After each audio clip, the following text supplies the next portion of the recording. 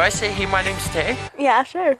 Hey everyone, my name's Tay. I'm just gonna, tell you a little bit about what I'm about and where I've come from and what I've gone. About 2 years ago, I probably started following Christ thoroughly. It was quite the journey. You know, I was raised in a Christian home, and my faith was never really my own.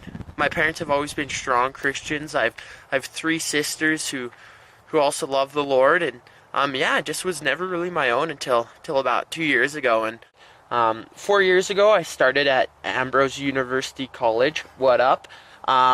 Good experience, yeah, great school. Went there for business.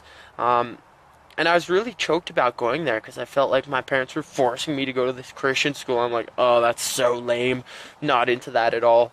I want to go like Mount Royal or U of C or wherever like all my friends are going. And they told me about this Ambrose place. I was like, you know what? Frick that. I'm not into that. But yeah, they kind of forced me to go. And yeah, the first 2 years I never really understood. I was really caught up in the ways of the world and partying. Yeah, I found myself doing things I knew I shouldn't be doing, things that my parents probably wouldn't agree with, and yeah, I was just going down probably the wrong path for where my life should have been headed. So yeah, kind of the first 2 years of university didn't really follow Christ at all. I just did my own thing, did whatever I wanted to do. I was a complete idiot, a moron, if you will. And two of my best friends now who really helped me out along the way, and they invited me to their small group in my first and second year. I'm like, nah, that's lame, not into that.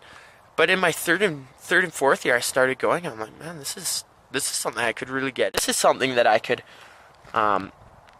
really see myself getting into. And so yeah, as I started diving in a little more, my priorities started changing, and all the ways of the world just started slipping away, and it wasn't hard. I'd much rather watch a Flames game with a buddy on a Friday night than go out to the bar and get crazy with my friends. So that was really cool just to see the change that happened in my heart and in my priorities, and I knew that wasn't from me anymore, because the old me wouldn't have done that by myself. So how did God help me through this phase? From my friends, that really changed my outlook, and I wouldn't give them all the credit for the change, because obviously it was God and Him working on my heart, but they definitely planted the seeds and kind of brought me around, and really told me what it was to be a follower of Christ.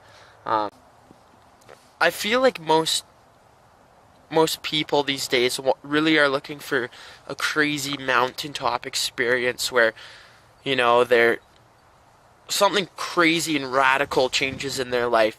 They get in a head-on collision and somehow survive, or they get super drunk and pass out in a lawn in the dead of winter and are still alive to tell the story. And so yeah, it was never a huge mountaintop experience, which I feel so many people are looking for. It's just gentle nudges of God being like, Tay, you need to come around, you need to change your life, you need to come seek me. What made me change my priorities was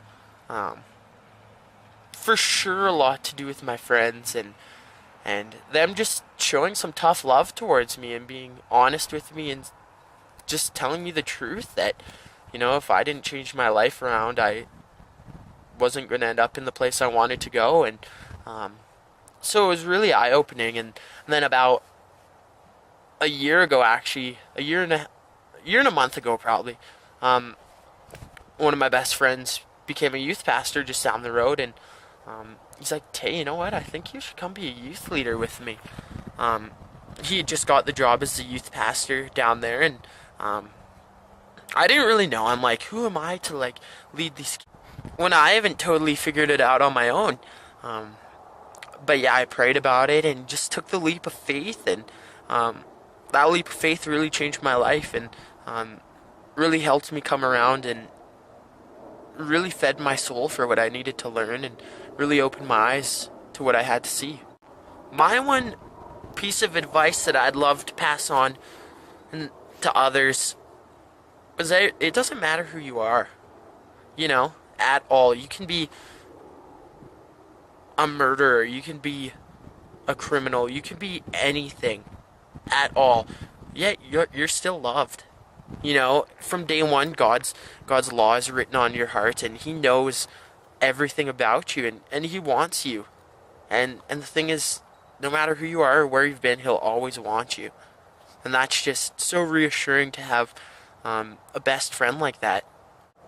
It's just crazy to think that God could love someone like me, someone who was lost and wasn't seeking after Him, yet He still loved me for all the decisions I was making, and He was there with me, alongside me, walking through all these trials with me. I feel like this verse found in Romans 12 verse 2 really can apply to everyone. It says, "Do not conform to the pattern of this world, but be transformed by the renewing of your mind.